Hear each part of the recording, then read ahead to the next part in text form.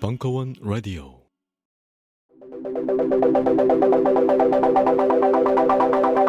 안녕하십니까. 대중문화평론가 강헌입니다.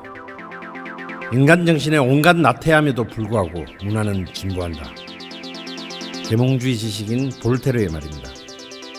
IMF 이후 붕괴된 대한민국의 문화산업, 그리고 한류의 극적인 성장, 촛불 집회로 대변되는 문화 정치학, 그리고 되살아난 블랙리스트의 망령.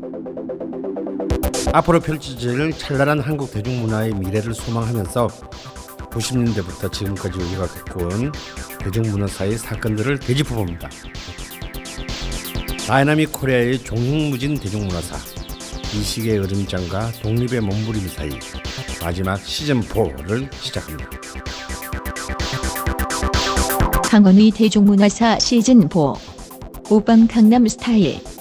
한국 대중문화 글로벌 스탠더드로 진입하다. 3월 27일부터 4월 24일까지 매주 월요일 저녁 7시 충정로 벙커원 3층 비밀 수련장.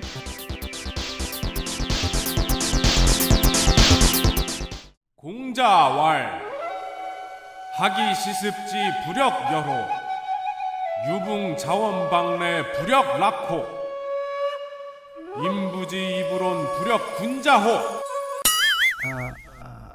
무슨 소린지 모르시겠다고요? 걱정하지 마십시오. 차차 알아나가면 되죠.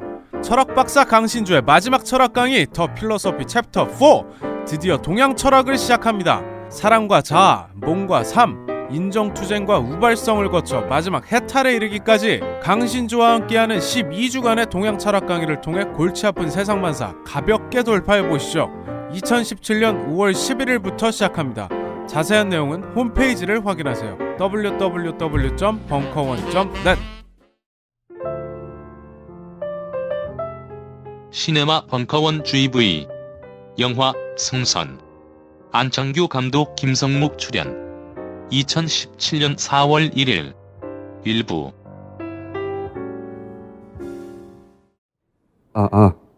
안녕하세요. 개관하는 날입니다. 날도 밝고 날씨도 좋은데 여기까지 오셔서 그런 생각을 했어요. 참 할 일이 없으신가 보다. 그래서 오늘 행사는 아시겠지만 저희가 시네마 달 블랙리스트 배급사죠. 다이빙벨을 배급했다가 블랙리스트에 올라갔던 시네마 달과 함께 세상에는 참 좋은 다큐가 많은데 볼 곳이 없어요. 평일날 낮에 예술관에 하는 곳 있긴 한데 직장인들은 갈 수가 없잖아요. 그래서 저희가 시네마 달과 좋은 다큐를 매주 토요일 상영해 보자 해서 적극적으로. 그리고 오늘은 그 첫날입니다. 50명이 신청했는데 30분이 왔어요. 20명의 돈은 저희가 굳었죠. 오지 않으신 20분에게 감사드리고, 오신 분들에게 그래서 저희가 고마워서 커피를 공짜로 드릴 수는 없어요. 커피도 다 제 돈 받을 거고요. 이렇게 작게 시작하는데 오늘 상영될 영화들은 주제가 다 세월호예요.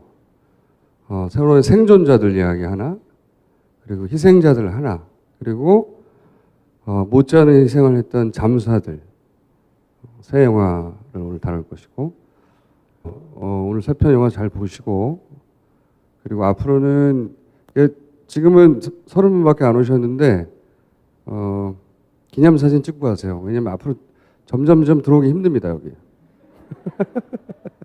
점점점 들어오기 힘들기 때문에 첫날 첫 상영 때 내가 있었다 기록을 남기시면은 사진도 팔 수 있을 거예요.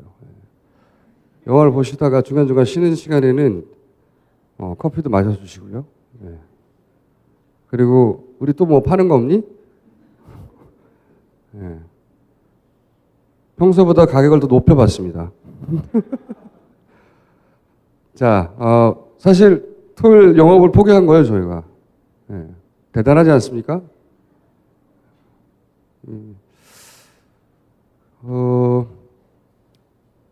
아마도 대선이 있기 전에 저희가 만든 새 편도 이런 식의 상영 내지는 공개를 할 예정인데 그때 또 다시 뵙기를 바라고요. 오늘 오신 분들 대단히 감사합니다. 오신 기념으로 제가 사인도 해드릴 거고요. 모든 분들에게. 장당 필요 없어? 장당 5천원에서 모시겠습니다. 사인은. 감독님들과의 대화 있기 직전에 커피 꼭 마셔주시고요. 네. 감사합니다. 영화 즐기시기 바랍니다. 감사합니다. 일단 두 분 소개를 먼저 기왕에 직접 해주시면 감사하겠습니다. 감독님부터. 예, 그 사일연대 미디어위원회에서 그 활동을 하고 있고요. 오늘 작품 흥선을 제작한 연출한 안창규라고 합니다. 반갑습니다.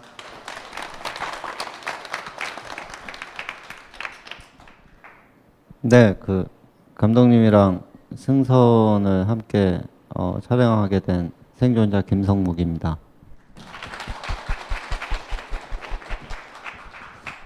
네, 보통 영화를 보고 나면 영화 재밌게 보셨나요? 하고 물어봐야 되는데 이 재밌게라는 말이 조금 어울리진 않는 것 같아요. 그래서 저는 굉장히 좀 인상 깊게 세 편 다 봤는데요. 뭐 물론 밑에 지금 보신 관객분들도 질문이 많으시겠지만 아직 좀 정리하실 시간이 필요한 것 같아서 제가 보면서 간단하게 느꼈던 거 한 질문씩 드리도록 하겠습니다. 먼저 안창규 감독님 같은 경우는 제가 궁금했던 건 다른 두 작품에 비해서 어떤 정부나 어떤 해경이나 해수부나 이런 그들의 어떤 행동들, 어떤 태도들 이런 거에 대한 시선이나 언급이 굉장히 자제하셨다 싶을 정도로 좀 없는 편이셨던 것 같아요. 그러니까 그렇게 방향을 잡게 되신 이유가 특별히 있으신지.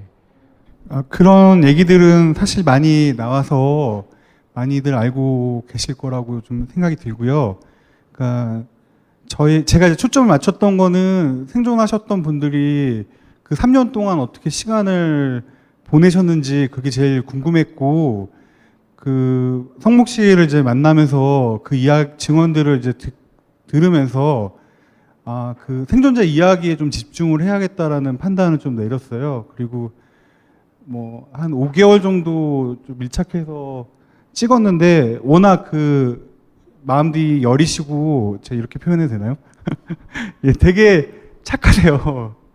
그래서 얼굴에 왜 보시면 그런 표정이나 이런 것들을 보시면 다 그 3년의 시간들을 잘 해준다고 판단을 했거든요. 그래서 약간 더 집중해서 찍었던 부분이 있습니다. 네. 네. 출연을 하셨던 주인공이신 김성묵님 같은 경우는 저희도 뭐 물론 영화를 보면서 느꼈습니다만 이렇게 어떤 앞으로 나서서 내가 생존자였고 그래서 뒤늦게나마 유가족분들, 미수습자분들을 위해서 일조를 하겠다라고 하는데 굉장한 용기가 필요하셨던 것 같은데 이렇게 다큐멘터리에 출연하시는 거는 또 좀 다른 그런 고민이 있으셨을 것 같아요. 그래서 이렇게 출연을 결정하시게 된 계기가 있으신지 있다면 어떤 게 있는지 묻고 싶습니다. 글쎄요, 그 뭐 큰 계기가 성립되고 뭐 이런 느낌이라기보다는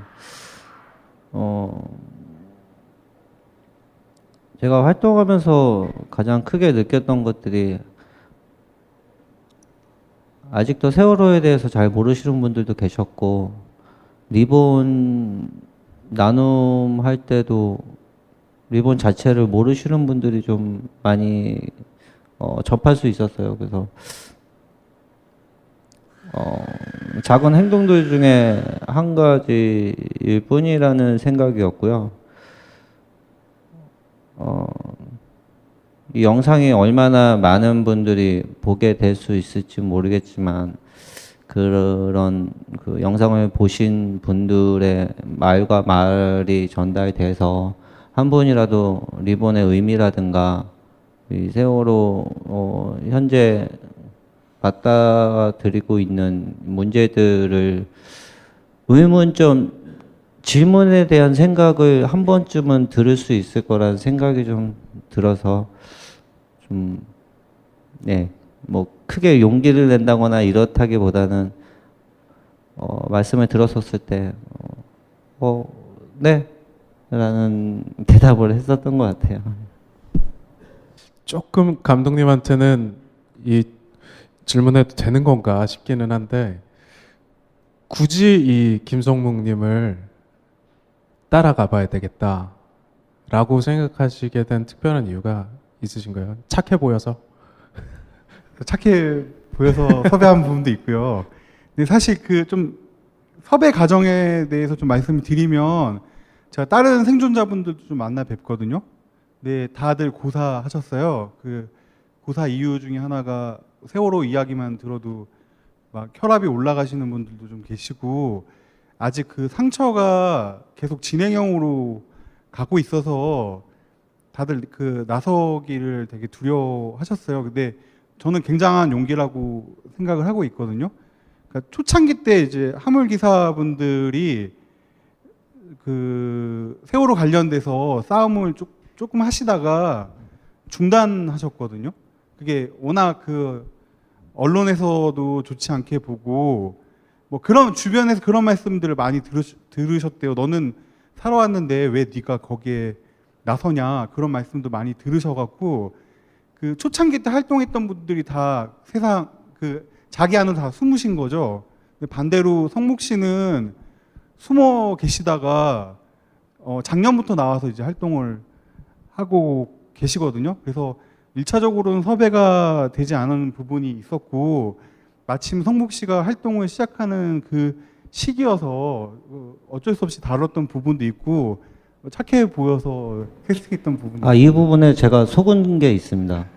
네, 여러 명을 이렇게 같이 찍는 데서 저는 한쪽 뭐 작은 부류 중에 하나다 그랬었는데 찍다 보니까 갑자기 한 명씩 없어지시고 뭐 지금 뭐 주인공이라고 이렇게 밀어내시고 뭐 많이 속았습니다. 저는 단독으로 가도 충분히 이야기가 된다고 생각을 했고 뭐 이렇게 웃으면서 얘기하면 안 되지만 좀 워낙 그 세월호의 이야기들은 함부로 할 수 없는 부분들이 좀 있잖아요. 근데 되게 유쾌하신 분이에요. 또 이렇게 장난도 많이 치시고 영화 자체가 그냥 되게 심각한 부분만 넣는데 그게 시간상의 문제도 있었고 짧은 시간에 짧은 단편을 만들어야 하기 때문에 좀 핵심적인 부분을 좀 넣는데 그 노란이봉 공작소라고 강화문에 가시면 항상 뭐를 꽂고 계세요. 이렇게 리본이나 얼마 전에 그 대법관 룰 있잖아요. 룰 이렇게 꽂고 다니시고 그러세요. 되게 귀여우신 분인데 제가 너무 어둡게 그려서 좀 죄송한 마음이 있고요. 네, 그렇습니다. 네. 주인공으로서 아쉬운 점은 없으셨는지. 그렇습니다. 아닙니다. 이건 뭐 질문은 아니고요. 이제 현장에서 지금 막 보신 분들도 궁금하신 점이 좀 있을 것 같은데 혹시 궁금하신 점이 있으시면 마이크를 전달을 해드리도록 하겠습니다. 혹시 궁금하신 점이 네 너무들 잘 보셔가지고 네 저쪽에 계시네요. 마이크를 좀 전달 부탁드립니다. 네, 일어나야 되나요? 아니요. 네. 앉아서 하셔도. 안녕하세요. 저 김포 사는 고민성이라고 하는데요. 저한테는 이제 어제가 조금 이제 기념이라 그래야 될까요? 좀 되게 역사적인 날이었거든요. 그러니까 세월호가 이제 인양이 되고서 뭐 포항에 접안이 되고 그리고 이제 뭐 다른 또 큰 이슈가 있었지만 그거보다도 세월호가 이제 온전하긴 아니지만 이제 육지에 올라오게 되는 순간이 사실 저는 아무 관련이 별로 없는 사람이었지만도 되게 크게 중요한 날이라고 느껴졌는데 어제가 이제 접안된 다음에 어떻게 느껴지셨는지 그러니까 어제 그 뉴스를 들으시고의 소회를 좀 여쭤보고 싶습니다. 네, 감독님도 원래 그 지금 잠수사를 그 연출했던 박종필 감독님은 그 세월호 지금 인양 현장에 내려가 계세요. 저희가 감시단 활동도 같이 병행해서 하기로 약속이 되어 있었고, 그리고 왜 그 단원고 아이들이 금요일 날 원래 안산에 들어오게 되어 있었어요. 근데 굉장히 긴 시간을 돌아오지 못하고 어제로 돌아왔는데, 어제가 마침 또 금요일이었거든요. 그래서 뭐 그 유가족분들이 그런 말씀들을 많이 하세요. 박근혜가 그 감옥에 들어가니 뭐 배가 나왔다라는 말씀도 하시고, 뭐 그 이제 옆에서 지켜보는 사람들도 되게 힘든 부분이 있거든요. 그리고 아직 미수습자 9분이 남아 있고 아직 해결해야 할 부분들은 되게 산처럼 많은데, 근데 이제 시작을 하는 단계, 새롭게 다시 시작을 하는 단계이고, 또 뭐 저나 같이 활동했던, 카메라 들고 활동했던 분들이 또 목포에서 역할들을 많이 해야 하는 상황이어서 그 한편으로는 되게 기쁘기도 하지만 한편으로 또 책임감과 무거움을 좀 느끼고 있어요. 네, 그 배가 잘 조사돼서 책임 있는 사람들이 다 처벌을 받고, 그래야 좀 그 희생 당했던 당사자분들이나 성목자 좀 위로를 받을 것 같아요. 그래서 앞으로 더 무거운 마음으로 좀 계속 지켜봐 주셨으면 좋겠어요. 그 가정들을. 아직 그 6개월이 걸리거든요. 선체 조사만. 그러니까 그 여러분들이 관심을 가지셔야만 그게 제대로 감시가 돼요. 그래서 끝까지 좀 같이 해주셨으면 좋겠습니다. 그 금요일 날 아이들이 돌았던 부분은 저도 되게 기쁘게 생각하고, 제일 책임 있었던 사람이 뭐 이제 죄를 받게 되는 그 부분도 저도 역사적인 순간이라고 생각을 합니다. 네. 네. 죄송합니다. 인양이라는 어떤 일부 언론에서는 인양을 성공했다 뭐 이런 말도 다뤄 나오기도 하더라고요. 원래 인양의 목적이 미수습자 수색을 위한 거였고, 또 진실 규명을 위한 부분 중에 한 부분이었습니다. 그래서 제가 개인적으로는, 많은 부모님들도 마찬가지시겠지만, 인양이라는 단어는 지금 배가 올라왔다는 거에 의미가 있는 게 아니고, 미수습자 9분이 온전하게 돌아오셔야 되고, 또 아직 남아있는 선체 조사와 진실 규명을 완료해야, 그리고 그 부역자들과 책임자들이 처벌이 돼야 완료됐다고 생각을 하고요. 어제도 좀 늦지막하게 부모님들은 새벽에 출발하셨는데, 저는 늦지막하게 한 7시 반 정도에 도착을 했었는데, 내려가면서 이제 뭐 SNS를 통해서 부모님들 오열하는 모습을 봤어요. 네. 그런 모습을 보니까 또 운전을 못 하겠더라고요. 고속도로 달리다가 무턱대고 그냥 갓길에 세우고 한참을 멍하니 있었던 적이 있었는데, 내려가고 세월호가 제대로 보이지가 않아요. 입구, 신항만 있고 문 있는 데만 이렇게 전체가 보이는 게 아니고, 바닥 그 좌측 선체가 지금 가장 궁금해하는 좌측 선체가 안 보여요. 물론 바닥에 눕혀져 있으니까 안 보이는 것도 있겠지만, 멀리 있다 보니까 바닥 좌측 선체는 안 보이고, 좌측 선체 중에 한 4분의 1 정도가 가려져 있고 나머지 부분만 멀리서 보이는데, 그 입구를 벗어나면은 정말 1m만 벗어나도 컨테이너를 다 깔아놔서 전혀 보이지가 않아요. 그래서 왜 원래 컨테이너가 여기 있었던 건지, 아니면은 여기 적재가 가능한 곳인 건지 확인을 해봤는데 고의적으로 주차장에다가 그렇게 깔아놨더라고요. 시선을 가리기 위해서. 그런 거를 보고 그거를 부모님들도 확인하고 그 옆에 앉아 계실 수밖에 없는 지금 현실을 맞닥뜨려 보니까 아직도 그들은 가리고 있고 뭐 숨기고 있고 무언가를 따로 움직여야 되는 상황인 거라는 생각이 들더라고요. 물론 가설입니다. 그런데 그런 거 자체가 왜 의문을 던질 수밖에 없는 건지 그 의문을 만들어내는 그들이 무섭기만 하고요.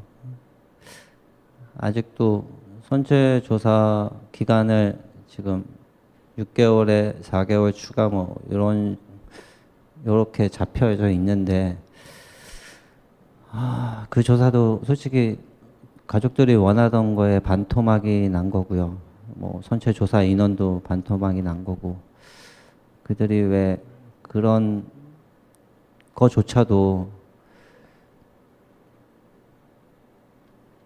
확실하게 말하지 못하는 거를 아직도 궁금하고요.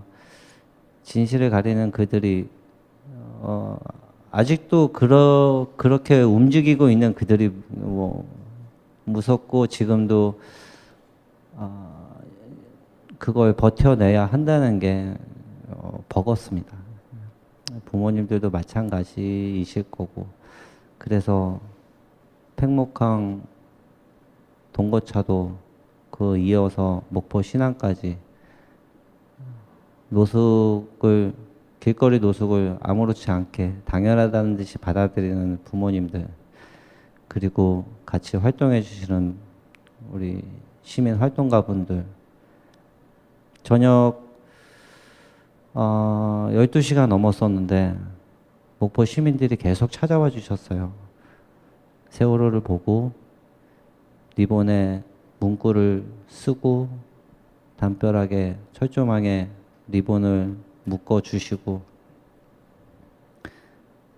7시 반에 갔었을 때만 해도 활동가들이 적어놓은 그 리본들을 시민들한테 나눠주는 정도만 했었는데 그게 다 떨어질 정도로 수천 장이 매달려졌고 그 활동가분들이 철수를 하고 10시부터 12시 넘어서까지 시민들이 와주셔서 묶은 게 한쪽 벽면이 정말 노랗게 물들었습니다.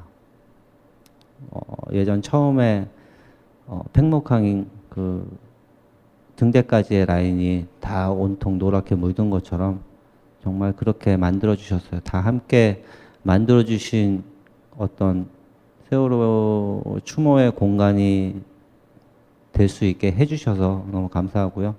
앞으로도 지금 안창규 감독님이 말씀하신 것처럼 오래도록 그리고 끝까지 무겁지만 같이 걸을 수 있었으면 좋겠습니다. 참고로 어제 목포에 갔다 오셨어요. 근데 직장이 있으시거든요. 근데 되게 잘릴까봐 걱정이 되고 그 제가 봤을 땐 사장님 되게 착하세요. 근데 어제 여담으로 삐지셨다고 그러는데 좀 그래도 열심히 좀 다니세요 회사를. 불안해요. 그 부분도 솔직히 좀 때려치고 싶어요. 좀 활동 좀 억압 좀 안 받고 좀 하고 싶은데 계속 뭐 일에도 끌려다니고 뭐 가족들 눈치도 보고 저도 마찬가지예요. 가족들이 제가 아까 그 다른 그 기사분들이 주변에서 왜 네가 움직이느냐 살아왔으면 되지 않았냐 저희 가족들도 그렇게 말씀하세요. 그런 말들 친구들도 마찬가지고요. 근데 그거에 대한 답변을 저 자신도 못했어요. 그 답변을 찾을 수가 없어요. 저 역시도 제가 살아온 이유를 모르고 있어요. 분명 의미가 있다고 그들이 남겨준 시간이 분명 의미가 있을 거라고 생각은 하는데 그 이유를 아직도 찾고 있습니다. 그래서 그들한테 그런 대답을 못했었고 단 한 명의 친구도 남아있지 않습니다. 그 대답을 못했던 거에도 이유가 있겠지만 소중한 친구로서 그 대답을 못하는 모습을 바라봐주지 못하는 것 같아서 16일 이후로 남겨져 있는 친구가 한 명도 없습니다. 가족들을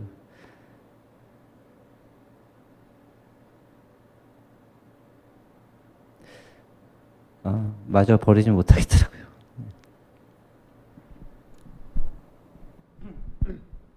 네, 혹시 또 다른 질문이 그리고 아까 잠깐 말씀 주셨지만 오늘은 여기까지의 박수정 감독님하고 잠수자의 박종필 감독님은 또 개인적인 또 일이 있으시고 하셔가지고 부득이하게 참석을 못 하셨는데 여기 계신 안창규 감독님께서 어느 정도는 두 작품에 대해서 대답을 또 해주실 수 있을 것 같으니까요. 혹시 다른 두 작품에도 궁금하신 점 있으시면 질문해 주시면 감사하겠습니다. 의문의 여지 없이 완벽한 영어였나 본데. 네, 여기 마이크 좀 전달해 주십시오. 는 아니고요. 너무 영화를 잘 봤어요. 너무 영화를 잘 봤고 특히 이제 세 작품 다 좋았지만은 첫 작품하고 마지막 작품을 너무 감명 깊게 봤기 때문에 어떻게 보면은 뭐 더 이상 극영화가 필요한가? 이제 앞으로는 다큐 영화를 봐야 하지 않을까 하는 생각을 할 정도로 잘 봤다는 말씀 드리고 싶고요. 특히 이걸 뭐 연기력이라고 하면 죄송한 말이잖아요. 근데 너무 그 어떤 뭐 극영화의 그런 연기라는 게 얼마나 좀 뭐라 그러나 좀 허접한가? 사실 좀 이런 생각을 할 정도로 너무나 훌륭하게 봤어요. 그래서 두 분한테 좀 감사하다는 말씀 또 안 나오셨지만은 아직 안 나오신 분한테도 좀 전해주셨으면 하는 바람입니다. 네, 감사합니다. 꼭 제가 그렇게 전달을 하도록 하겠습니다. 네. 네, 혹시 다른 질문이 좀 생각을 하셔야 어디 계시죠? 네네네. 예, 좀 직접적인 관련이 있는 건지 모르겠는데요. 저는 세 개 다 잘 봤는데 특히 첫 번째가 조금 봤는데 저는 이제 회사가 인천시청 근처에 있거든요. 근데 새로 참석 나왔을 때 인천시청 앞에 초원에는 그쪽에도 그 추모공원이 있었는데 그 추모 장소가 단원고가 아니라 일반 희생자들 추모공원이 있었어요. 이제 인천시청에는. 그래서 안산 쪽에는 단원고 학생들 추모 공간이 있었고 인천시청 앞에는 일반 희생자들 추모공원이 있어가지고 제가 봤었는데 그 후에 뉴스를 보고는 대개 그 세월호 하면 희생자들이 된다는 게 늘 이제 뭐 단원고, 학생, 엄마, 부모 여기만 초점이 되어 있고 일반 뭐 생존 희생자분들 얘기는 거의 안 나왔거든요. 제가 재작년인가 작년인가 한번 벙커원에서 그 단원고 부모님 한 분이 그 얘기하실 때 그 질문 때문에 일반인 분들 질문 드렸는데 뭐 각자 사정이 있어가지고 뭐 활동을 이제 연락은 하지만 뭐 직접적으로 같이 하지는 않는다. 이런 얘기가 있었는데 근데 오늘 나오신 분 같은 경우 어떻게 보면 일반인에 속하는 분들이어 가지고 이제 일반인 사람 본 게 있어가지고 좀 이게 좋았는데 혹시 지금도 일반 희생자 분들은 뭐 단원고 부모님들하고 좀 그 활동하는 게 좀 기회돼가지고 있는 건지 너무 제가 이런 말은 좀 할 말이 아니긴 하는데 그래도 학생으로 죽으니까 그래도 뉴스에 나오는구나 참 이런 생각을 많이 했어요. 일반인들은 솔직히 그분들이 뭐 살았는지 어떻게 됐는지 뭐 관심도 없고 하다못해 이런 파파장 다른 데서 일반인 사람들 얘기는 전혀 안 나오고 있고 그런 분들도 똑같은 생명을 같이 죽은 사람들인데 그 우리 일반 희생자 중에서 거의 그 왜 그 꼬마하고 부모 거의 가족이 아마 둘인가 셋이 같이 돌아가신 분이 있는 걸 제가 알고 있거든요. 근데 그분 같은 경우는 진짜 뭐 대신 나서 울 부모도 없고 그 사람들 신경 안 쓰면 어떻게 사는지 알 수가 없는 사람들이 있는데 그분들 같은 경우는 지금 활동을 좀 따로 하고 있는지를 궁금하고 저는 만약에 그런 일반인들에 대해서 어떻게 하고 있는지 그런 분들을 좀 다루는 그런 이야기나 그런 것들이 혹시 또 앞으로 좀 어떻게 뭐 제작되거나 이런 게 없는지 이미 단원고 분들은 그분들 나름대로 얘기를 하고 있고 살려 TV에 나오고 있거든요. 근데 진짜 따로따로 떨어져가지고 응집력이 없는 일반인 분들이 어떻게 살고 있는지 저는 그분들의 삶이 어떻게 보면 또 힘들고 더 관심 못 받는데 그분들의 얘기가 좀 어떻게 나올 수 있는 그런 어떤 계획 같은 게 없는지 저는 그런 게 좀 궁금합니다. 네, 정리를 좀 하자면 이제 일반인 희생자분들, 단원고 학생들이 아닌 일반인 희생자분들의 어떤 활동하는 그런 상황이나 그리고 또 앞으로 다큐멘터리나 이런 여러 가지 그 매체를 통해서 일반인 분들의 지금 현재 상황이나 이런 것들이 좀 재조명될 수 있는 계획들이 있는지 그런 걸 물어보신 것 같아요. 되게 어려운 부분인데요. 그러니까 그 4.16 가족협의회가 있어요. 그리고 4.16 연대가 있고 단체는 그렇게 두 단체가 있는데 그 뭐 단원고 가족분들이 결성된 게 4.16 가족협의회거든요. 근데 거기 이렇게 열려 있어요. 언제든. 최근에 그 트럭 운전사분들이 다시 몇 분이 같이 결합해서 활동을 하고 있고요. 그게 되게 쉽지가 않은 게 각자 또 생계를 이어가고 계시잖아요. 아까 제가 일반인 생존자분들 섭외를 하려고 몇 분들 이렇게 만나 뵀는데 만나주긴 하셨거든요. 근데 그 지금 아직도 그 고통을 겪고 계세요. 트라우마를.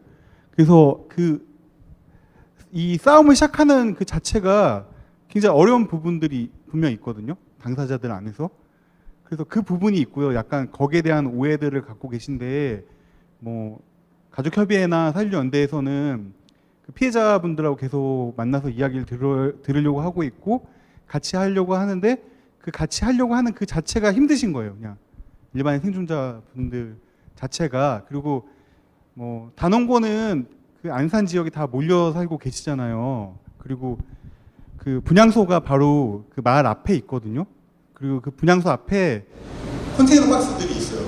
가족분들이 자주 모일 수 있게 그런 시설들이 되어 있는데 그 희생당하셨던 분이 한 곳에만 몰려 있는 게 아니라 뭐 서울에서 하시는 분들도 계시고 제주도에 살고 계시는 분들도 계시고 뭐 경기도에 살고 계시는 분들이 다 계시고 다 따로 떨어져서 지내고 계셔갖고 한데 모으기도 되게 어렵고요.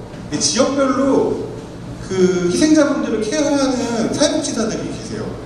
그 아예 없는 건 아닌데 그분들을 통해서 뭔가 이렇게 그 힘든 부분에 대해서 되게 미흡하지만 조금씩 그런 것들을 받고 있긴 하거든요.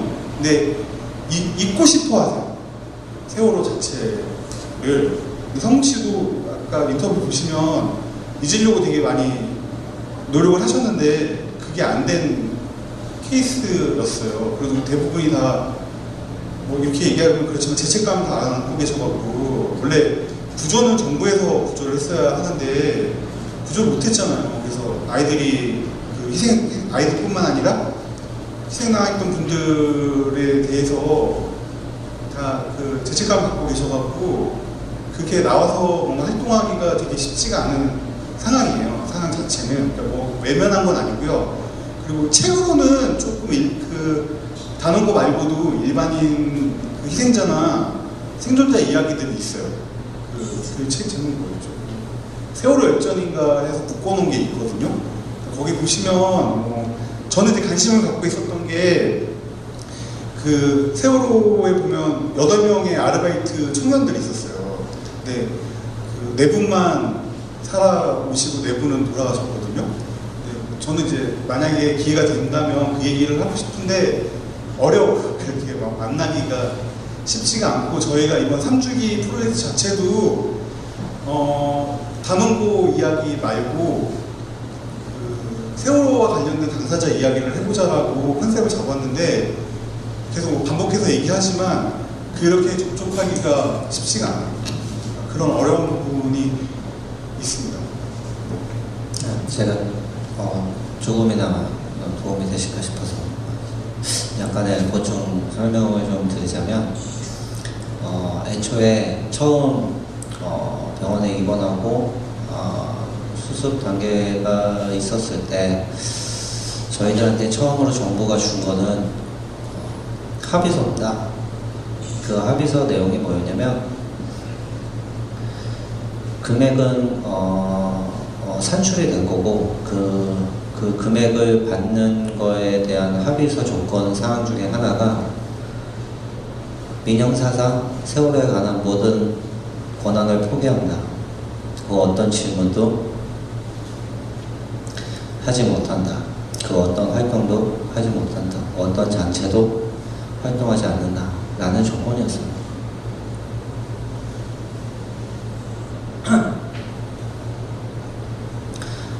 지금 활동하시는 대부분의 부모님들과 또 저나 활동하시는 모든 분들이 그래서 그거를 안 받으셨고 전부는 아니지만 활동 못 하시는 분들 대부분이 거기에 서명을 하셨던 거고요. 물론 서명을 했음에도 불구하고 개인적으로 활동하시는 분들도 많이 계세요. 그리고 저처럼 나와 계시지 못하지만 뒤에서 힘들어 하시는 분들도 많으시고요. 아까 말씀하셨던 세가족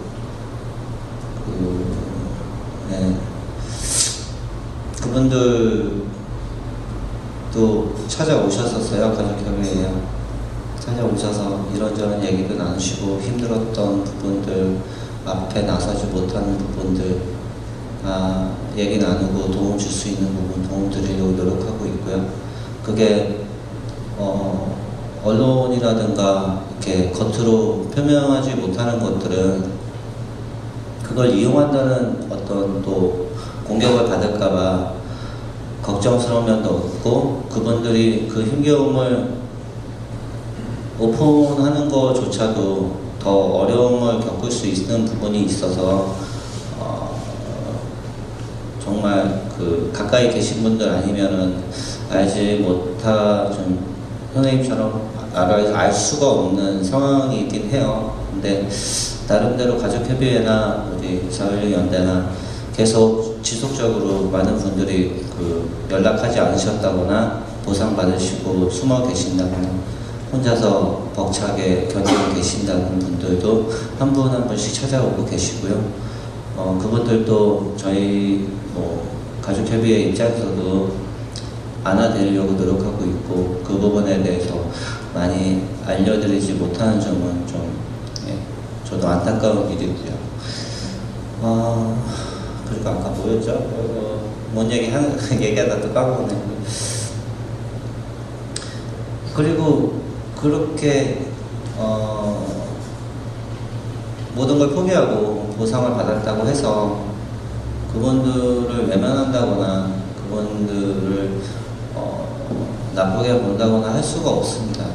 살아가는 것조차도 당연히 힘드신 분들이고요. 그 가족들 또한 그냥 돈 받고 말지 이런 생각으로 받으신 분들이 아니에요. 대부분들이 내 아이가 제발 이 세월호 관련돼서 엮이고 또 생각나게 누군가가 건드리고 누군가가 취재하고 이런 거 자체가 싫으셔서 그래서 어쩔 수 없이 서명하시고 그 돈 몇 푼 그것 때문에 서명하신 게 아니고 아이가 이제 그만 좀 상처받으라고 그래서 울면서 서명하시고 그렇게 돌아서신 분들이세요.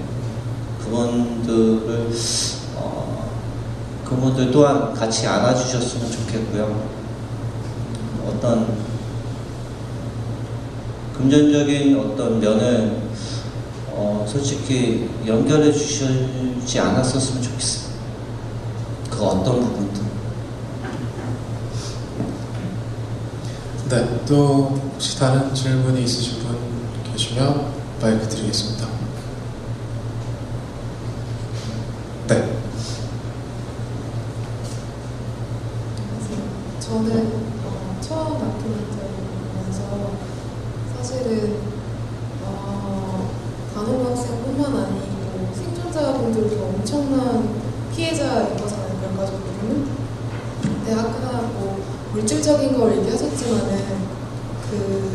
어떻게 보면 대참사인데 그 참사를 겪고 나서 가끔 그 생존자들의 트라우마나 그런 게 엄청나게 심했을 거란 말이에요.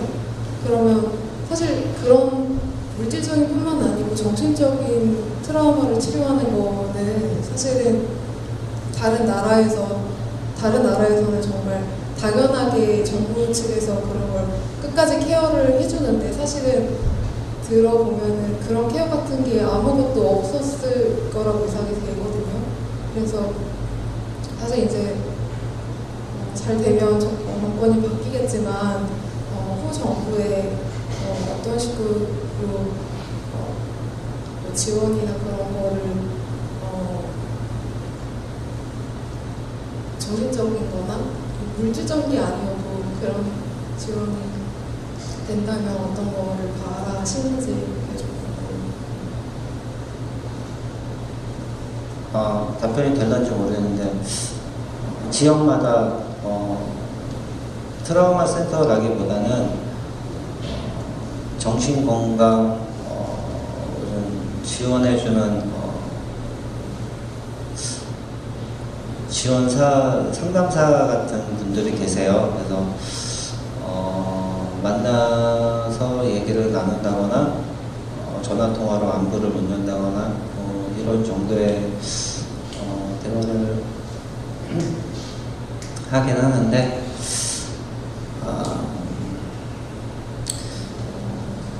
딱 거기까지였던 것 같아요. 제 경험을 말씀드리자면 여기서 정신과 의사랑 상담을 해보셨던 분 계신가요? 대형 병원이라든가 개인 병원이라든가. 상담을 하시면 개인 병원은 저도 한두 번 가봤었는데 그나마 상담 시간이 길어요. 뭐 10분에서 길게는 30분까지도 가능한 걸로 알고 있는데 대부분들이 대형 병원 위주로 저희가 트라우마 치료를 받았었고 정부에서 인정한 병원들이 다 대형 병원이었어요. 지원을 해주는 병원이. 대형 병원의 트라우마 센터라고 해서 정신과 병원 의사를 만나면 시간 맞춰서 내려가더라도 20분 정도는 기다리게 되는 게 현실이고요. 만나서 첫 대화가 어젯밤은 잘 잤어요. 아침에 뭐 했어요? 약은 잘 먹고 있죠. 약이 부담되진 않아요. 그 정도? 한 5-6가지 질문, 그거에 대한 답변, 그게 끝입니다. 요즘 어떤 생각을 갖고 있어요? 그 질문을 한다고 한들 그 대답을 하기 힘들어요. 그만한 시간을 주어지는 것도 아니고 되게 좁은 공간이거든요. 다른 분들도 어떤 정신과 질환도 마찬가지겠지만 저희도 좁은 공간 되게 싫어하거든요.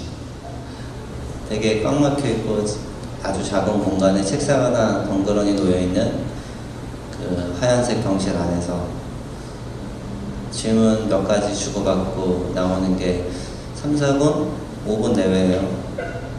그런 치료를 받으면서 정부는 치료 열심히 해주고 있고 뭔가를 지원해주는 듯이 얘기를 하죠. 그래서 저도 역시도 개인 병원이라든가 우리 지금 정부에서 지원해주던 트라우마 센터 이런 데 가서 다시 상담을 받고 했었는데 개인 병원은 솔직히 지원이 안 되는데 너무 비싸요. 두 군데 갔었는데 이것도 정신과 의사마다 다르긴 한데 제가 느끼기에는 그 두 분, 제가 만났던 그 두 분은 치료까지는 안 되더라고요. 일단은 교감이 안 돼요. 제가 얘기를 꺼낼 수 있게 만들어주지도 않고 제가 정말 안에 있는 얘기 하고 싶게 만들어주지가 않더라고요. 그래서 한 2번 정도 만나뵙고 못 만나뵀는데 그나마 제가 지금까지도 만나고 계신 분이 트라우마 센터 안산 온마음 센터에 계시는 의사분이신데 그분은 그나마 조금이나마 교감이 돼서 일주든 2주든 이렇게 한번 만나면 1시간이고 2시간이고 서로 이렇게 좀 얘기를 나누거든요. 물론 처음에는 그것도 되지 않았고요. 네. 많은 분들이 자기한테 맞는 의사를 만날 수 있는 상황이 돼야 되는데 그런 여건이 되게 힘들 거라고 보여지고요. 저 역시도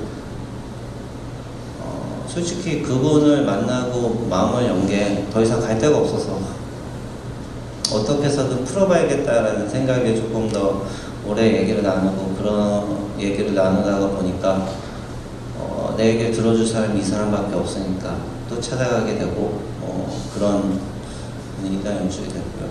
또 활동하다 보니까 또 찾아뵙지 못하고 뭐 길에서 만나기도 해요. 찾아오시기도 해요. 근데 그것마저도 주변 분들한테 또 영향을 끼치게 될까봐 섣불리 뭐 어디로 오시라 뭐 이런 얘기도 잘 못하겠고 저 역시도 활동하면서 계속 뭐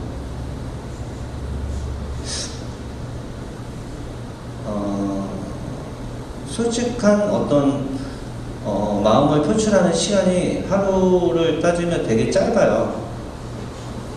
활동하시는데 계속 울상 짓고 있을 수도 없고 다른 활동가분들 좀 힘내라고 움직임도 필요하고 그런 감정들 조절이 필요한데 선생님 만나서 안에 있는 얘기 하다 보면 그 감정 조절하기가 또 너무 힘들거든요. 그래서 맘먹고 찾아가서 얘기 나누지, 그러니까 제 시간은 오로지 할애를 해야 선생님을 뭐 1시간이고 30분이고 만나뵐 수 있는데 그게 힘들게 되더라고요. 저 잠깐 1년 활동하면서도 그렇게 느껴지는데 부모님들이라든가 활동하시는 많은 분들은 전혀 시간을 못 갖고 계시는 거죠.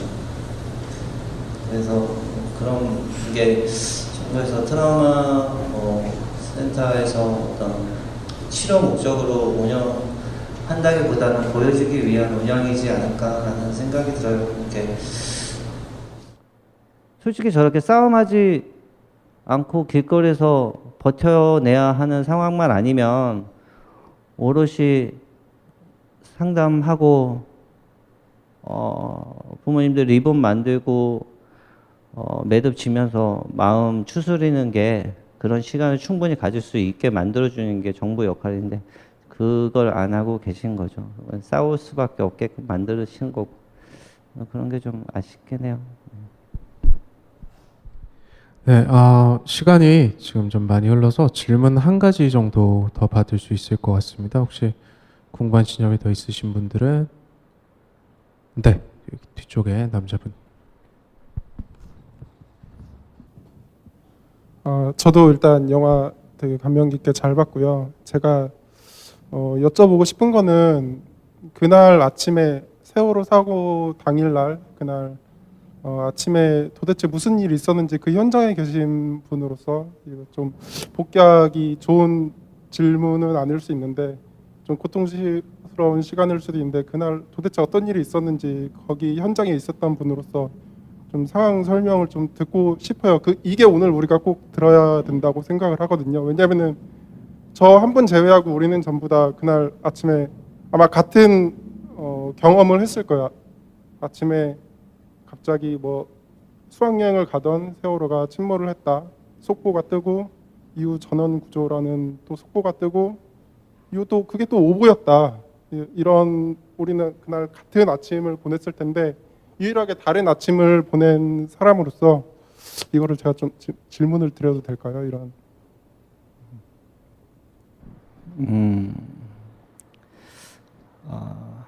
아침에 그 시간은 시간 안에 말씀드릴 수 있을지 모르겠는데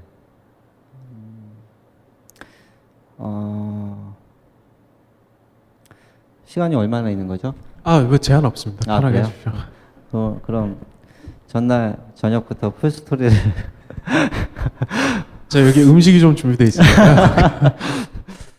굳이 문화계 블랙리스트 때문이 아니더라도 우리는 참 만나기가 어려웠습니다. 그래서 시네마달과 벙커원이 함께 시작합니다.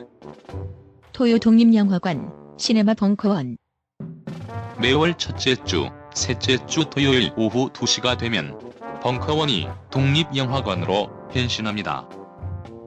그동안 만나기 어려웠던 우리가 반갑게 만날 수 있는 또 하나의 광장이 되고자 합니다.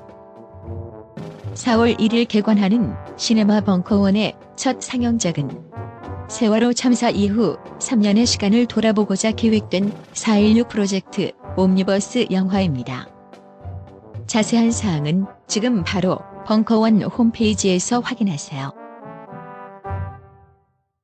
안녕하세요. 용산에서 가장 믿음 가는 조립 PC 전문 업체 컴스테이션의 이경식입니다. 당장이라도 사용하고 있는 컴퓨터를 들어다 던지고 싶을 때, 그럴 때를 대비해 저희 컴스테이션이 용산 선인상가 21동 1층 130호에서 기다리고 있습니다. IT 강국에 걸맞게 믿을만한 조립 PC 컴스테이션이 신뢰를 바탕으로 그 기회를 제공해드리겠습니다. 궁금하신 점은 문의 주십시오. 011-892-5568번입니다. 우주 최강의 만족스러운 서비스를 제공해드리는 저희 컴스테이션이 늘 기다리고 있겠습니다. 딴지스에게 F1 같은 존재, 컴스테이션은 조용한 형제들과 함께합니다.